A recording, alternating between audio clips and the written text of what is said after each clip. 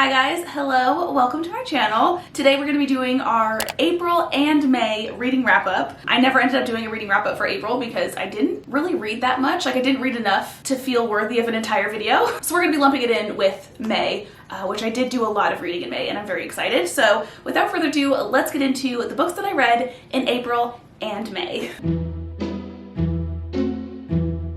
So the very first book that we have to talk about is Assistant to the Villain, and I did check this out from the library, so I don't actually physically have it to show you.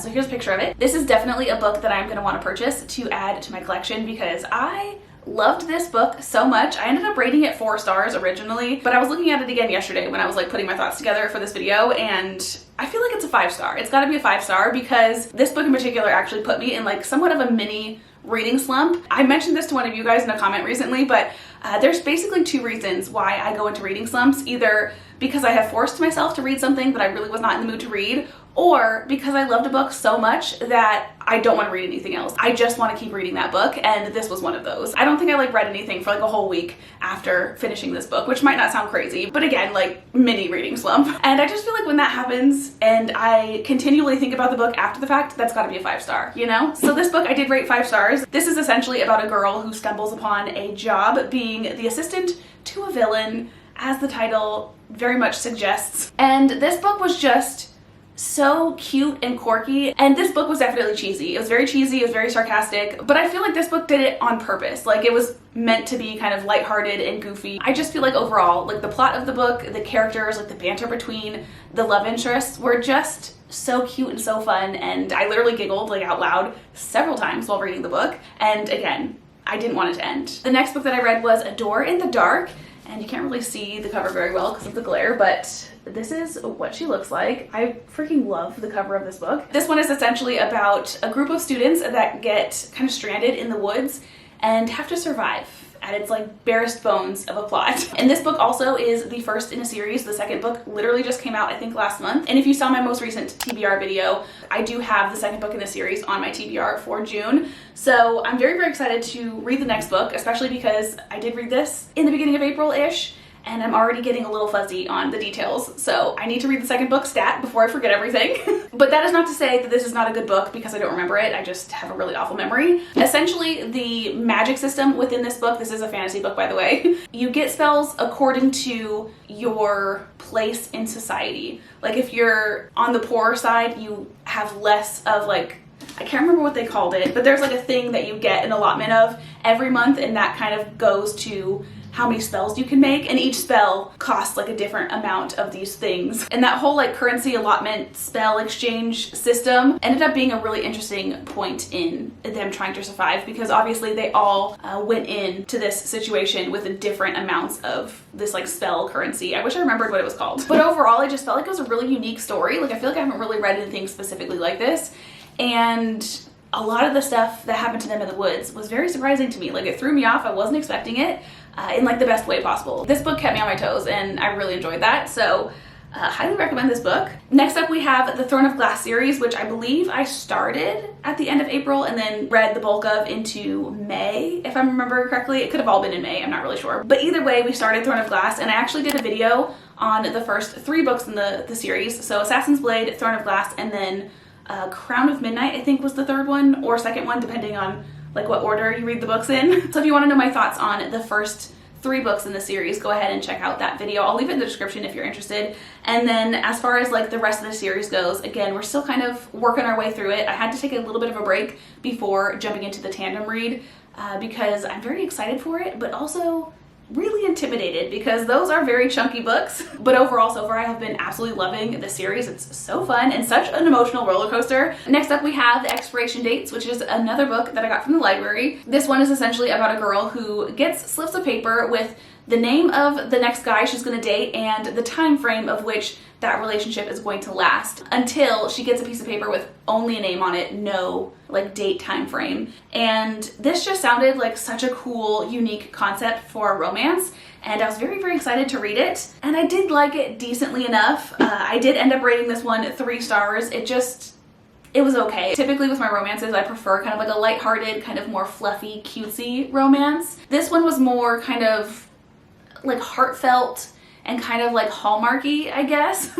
Like it kind of touched on some heavier topics, or like a heavier topic, which I wasn't really expecting, nor did I love the plot of. But then also it had like the essence of a trope that I really just don't enjoy. So those two things kind of like coupled together made it a little hard for me to like really get into the story. I feel like the majority of the reading process, or at least the second half of it, I just kind of was waiting for like the shoe to drop kind of a thing. And then the next book that we have is another one that I picked up from the library, which is The Housemaid. And this is another one that I'm also not really going to talk about because I'm doing a whole reading vlog on this book and another one. This one is about a girl who gets hired as like a housekeeper slash like nanny for a family, and all kind of weird, crazy things happen. It definitely has like a creepy vibe. It's a good time. It's a thriller. And that's all I'm going to say about that one. And next up, Betting on You by Lynn Painter. I absolutely love me some Lynn Painter. She is one of my absolute favorite kind of like fluffy, cutesy romance writers. She is definitely an auto-buy author for me. I think I've read every single book that she's come out with, except for the most recent one, which I do plan on reading this month as well. That being said, this one is probably one of my least favorites of the group, but also that being said, it still got like a 4-star rating. Like I still really enjoyed it. This one is basically about a young girl who has a less than desirable encounter with a young boy, and then years later they run into each other again, and then again a little bit later when they end up working for the same place. And that whole concept was honestly one of my favorite things. I love books and movies where people like meet over and over and over again. I just love the idea of kind of like that fated, these two were meant to be type of situation because they keep running into each other. I just loved being able to kind of like get those past stories and kind of see how they met and how kind of like their characters individually and together kind of developed over time. I just thought that was really, really fun. Typically Lynn Painter books, I give like a 4 or 5-star rating. This one is gonna get a 4, again, just because it's not like my favorite of the grouping that I've read so far, but I still did really enjoy this one. I do think I kind of prefer her adult novels, but I will say when it comes to her young adult ones, she just has a knack for just making the cutest, most like heartwarming little stories. Like I always feel so good, like warm and fuzzy after I'm done reading and while I'm reading her books. Like they're just so good. Next up, I have a book that I do physically own, but I have in the other room and I don't want to go get. So I'm gonna plop a picture up. This is A Fate Inked in Blood, and this is actually a book that I am still in the process of reading. I picked it up, blew through the first like half of it, have loved it so much more than I ever expected that I would. For some reason, I don't know what I was expecting going into it, but like I just like it so much more than I thought. Like I love this book. This one is essentially about a woman who is very unhappily married and her husband ends up betraying her, and when he does, a secret power of hers ends up getting revealed, and it was obviously right in front of the king, who then wants to use her for her power. And that's kind of where I'm at in the book now. And the reason I haven't actually finished the book and why I might actually not finish it for a while is because I just found out that this is going to be part of a series, and this first book leaves off on a cliffhanger, and the second book is not going to be out for like another year. And I really don't want to wait a year to find out what happens next, you know? I just know that the cliffhanger is gonna rip me apart. Like I can feel it. I can feel it in my bones. So I am very, very heavily considering just putting a pause on the book until we get closer to the release date of the second book. I'm kind of in like a lull right now within the book, so it's kind of like the perfect time to just stop. Like we already had the initial big kind of thing happen, like the reveal, I don't want to say what happened obviously, but that's kind of already happened, and we've kind of been going through a little bit of the aftermath of that since then, but now it's kind of like gearing up for something else, like another big event to kind of happen, and I just feel like I should stop. Like stop while I'm ahead, you know?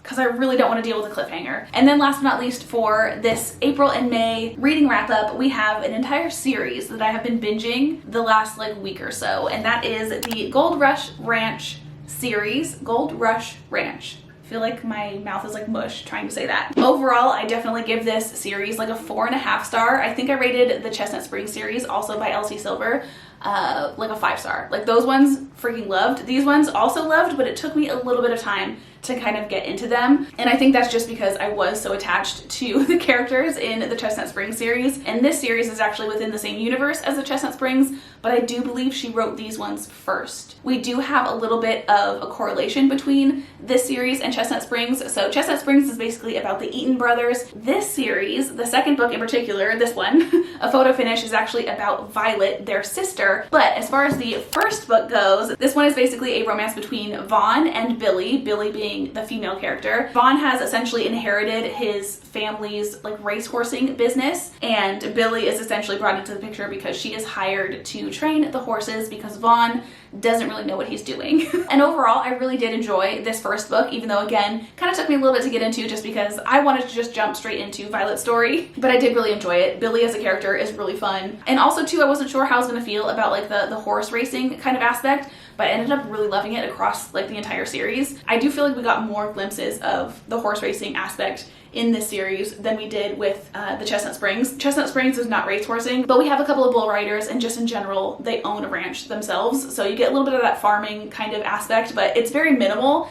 In these books, I definitely feel like you get more of that kind of like subplot of what they do for a living. And I'm not really going to talk about the plots or who the other books involve because I don't want to give anything away. They're all very interconnected like the Chestnut Springs was, which I really, really love. And I really, really love the way that this series in particular actually connected the books because essentially they're all, or at least the majority of them, are all kind of happening at the same time, which was really fun. So essentially you read one book and then the next book in the series starts off within a scenario that happened in the book previous to it. And it's never a situation that like happened at the end of the book. It's always something that happened like randomly in the middle. And it's just a really cool, interesting way to kind of connect the books. And what I will say about the rest of the books to kind of let you guys know a little bit about them, I'm not going to say again the names because I don't want to spoil like the connections between people, but this one is Violet's story. That's pretty safe to say.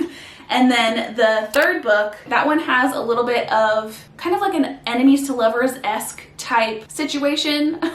It's obviously not like full-blown enemies to lovers because it's a contemporary romance, but it definitely has like the essence of one, which I think is really fun. It's one of my favorite tropes when it comes to romance. And then the last book, A False Start, which is the one that I'm currently reading. That one has an age gap and also a little bit of, again, kind of like the essence of like a Grumpy Sunshine. I don't know if it's like fully Grumpy Sunshine, but there's definitely like the vibe in there. Definitely the grumpy vibe. And yeah, I am a full-blown cowboy romance girly now. Like there's no denying it. I love a good small town cowboy romance.